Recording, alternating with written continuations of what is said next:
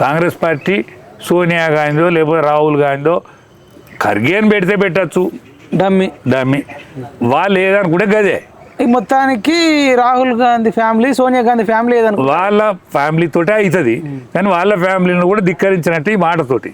ఈయన అడ్డం ఎందుకు వచ్చిందంటే అరే మన కాంగ్రెస్ పార్టీ మనం కదా, ఆయన ఒక్కసారి బీజేపీకి వచ్చిండు మరి ఇది గెలిచట్లేదని మళ్ళీ ఆయన జాగాలో ఆయన బేండు. కానీ వాళ్ళ కాంగ్రెస్ పార్టీ పూర్వం నుంచి ఆ నల్గొండలో ఆ రెడ్డి అందరు కాంగ్రెస్ పార్టీని కాపాడతారు కదా, వాళ్ళ వల్లనే కాంగ్రెస్, వాళ్ళ వల్లనే ఇక్కడ కాంగ్రెస్ ఉన్నది.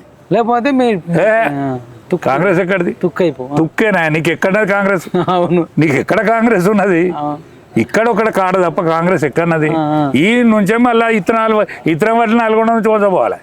మరి ఇప్పుడు కొందరు ఏమంటారు రాజగోపాల్ రెడ్డి తప్పని కొందరు అంటారు. రాజగోపాల్ రెడ్డి ఏం తప్పు? కొందరేమో రేవంత్ రెడ్డి తప్పు అంటారు. రేవంత్ రెడ్డి ముఖ్యమంత్రి ఉన్నాడు కదా, గంత అహంకారం ఎందుకు ఆయనకు?